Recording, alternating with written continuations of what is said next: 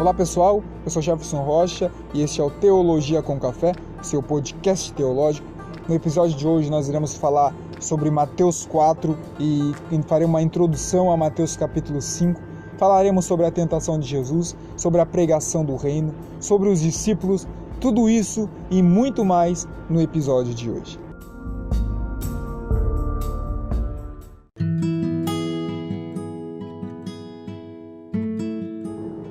Pois bem, o capítulo 4 se inicia falando sobre a tentação de Jesus, que nós vemos que Jesus ele foi conduzido pelo Espírito ao deserto para ser tentado pelo diabo.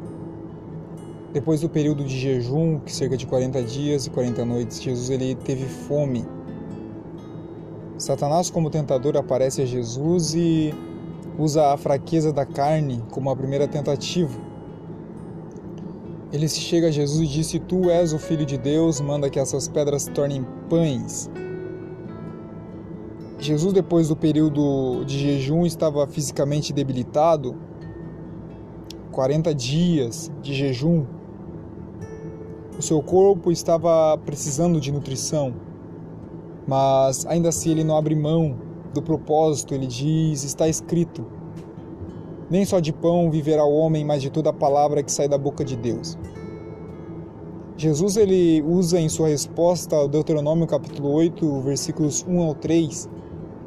Jesus ele não perde tempo discutindo, ele apenas usa as escrituras para comprovar aquilo que ele estava vivendo. Satanás, no versículos 5 e 6, ele leva Jesus para a cidade santa, coloca Jesus no pináculo do templo e disse para Jesus: se tu és o Filho de Deus, lança-te daí para baixo. E aí Satanás viu que Jesus usou as escrituras, usa as escrituras também e diz: porque está escrito, aos seus anjos dará ordem a seu respeito. E tomar-te-ão nas tuas mãos para que nunca tropeces em alguma outra pedra. Ele usa o Salmo 91, parte do Salmo 91. Aqui o que Satanás faz é o que é comum ver nos dias de hoje, o que chamamos hoje de o espetáculo da fé.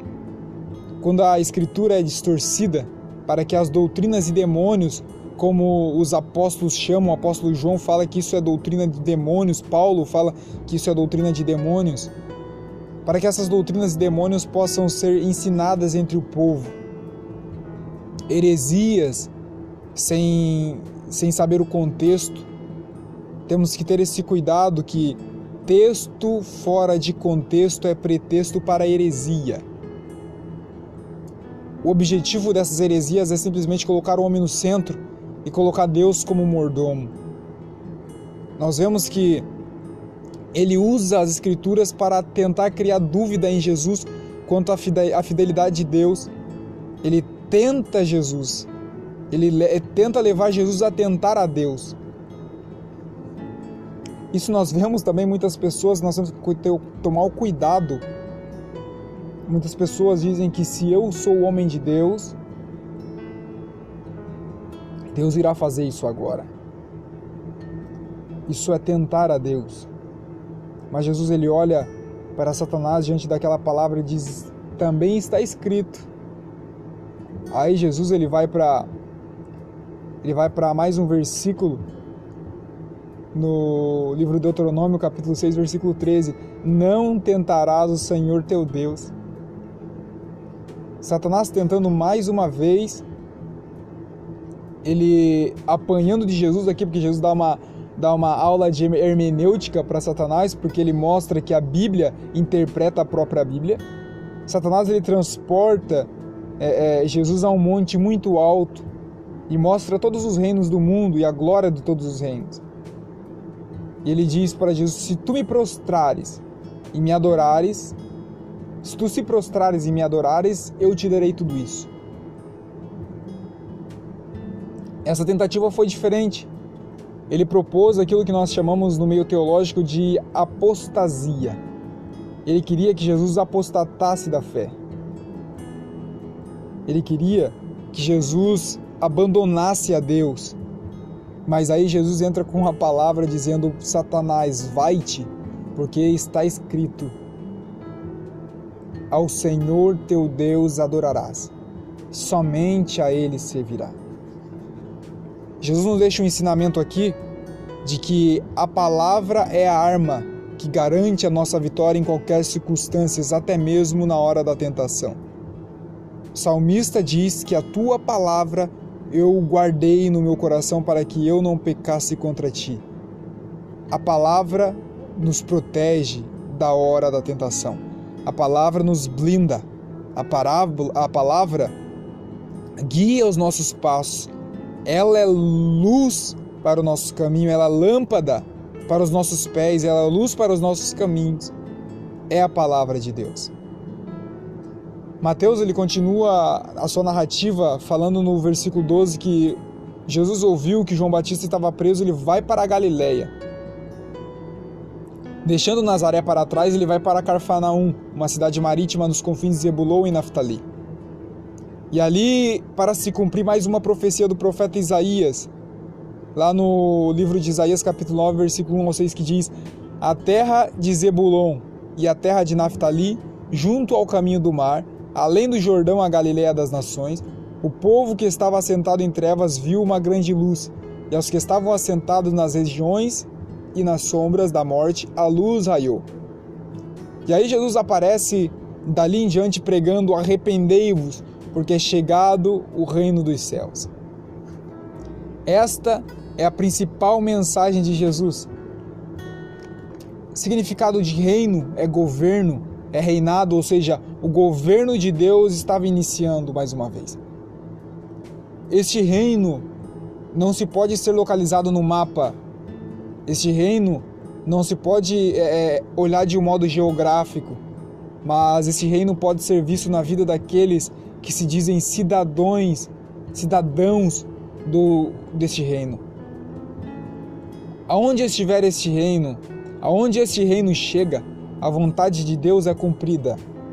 Em Jesus esse reino se torna presente. Ele diz: é chegado o reino dos céus. Jesus ele veio para colocar em ordem a bagunça de Adão. No início, no Gênesis, nós vemos que tudo estava harmoniosamente bom. Mas na queda, quando o homem cai, essa harmonia é perdida. Contudo, o plano de Deus nunca foi abandonado, ele intervém na história para tentar mudar essa situação.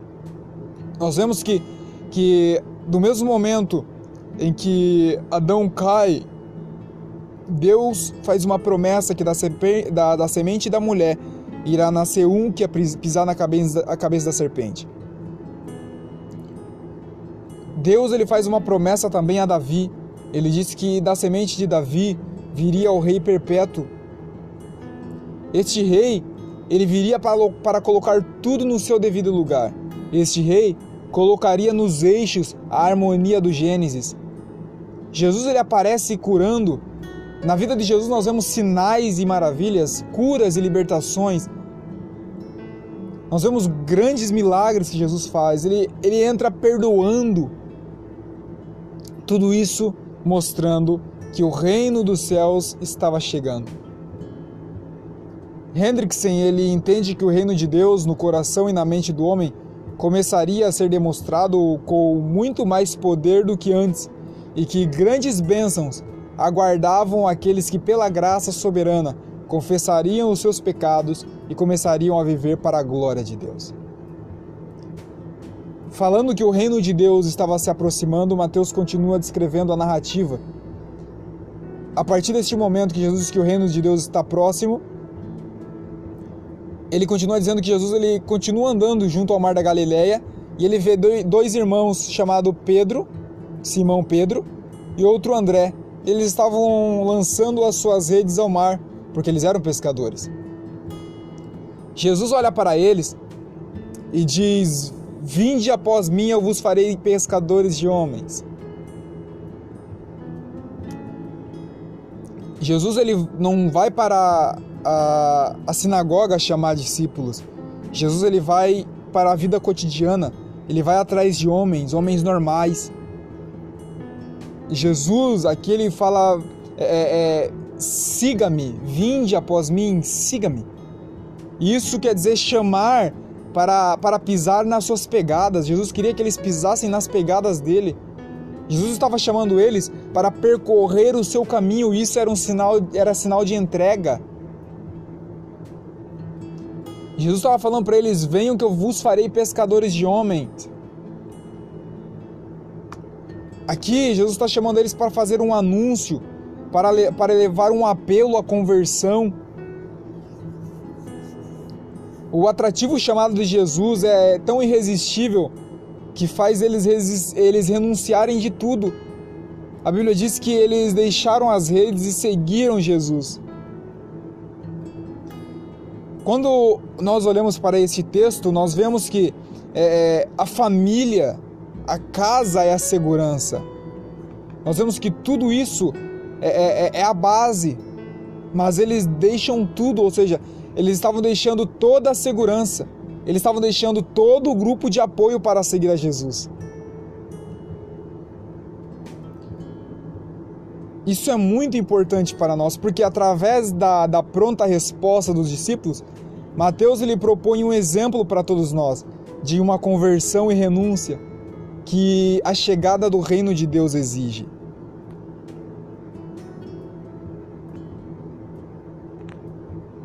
No início do ministério de Jesus e a chamada dos discípulos, o evangelista Marcos ele trata isso como eventos inseparáveis. Para Marcos não tem diferença entre a chamada e o começo do ministério, aqui está ligado para ele.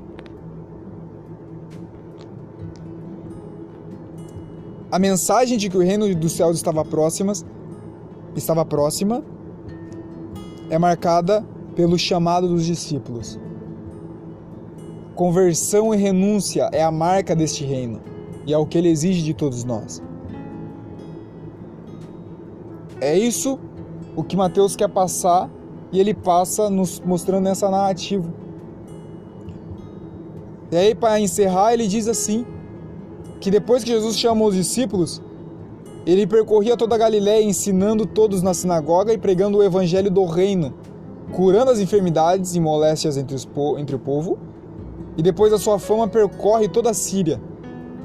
E eles traziam todos os que padeciam de enfermidades e tormentos, os endemoniados, os lunáticos, os paralíticos, e todos eles Jesus curava.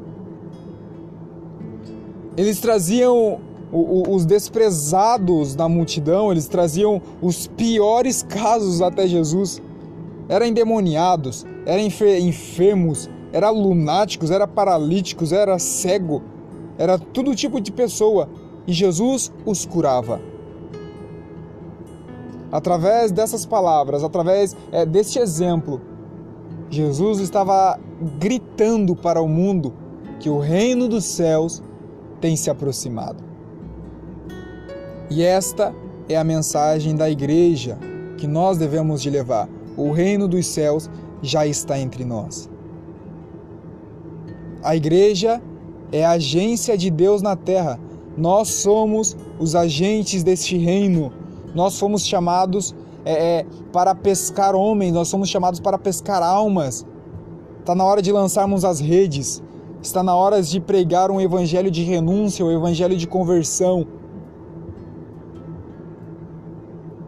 Está na hora de renunciar e trazer o evangelho em sua essência primitiva. Arrependei-vos, porque é chegado o reino dos céus.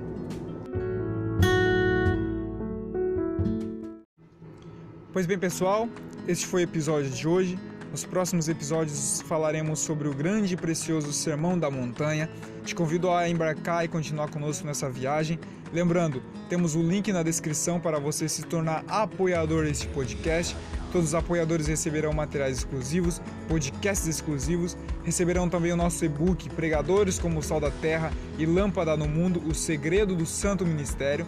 Desde já eu agradeço a você que está nos ouvindo. Voltaremos na semana que vem, se assim nos permitir Deus. Fiquem todos na paz do nosso Senhor Jesus Cristo.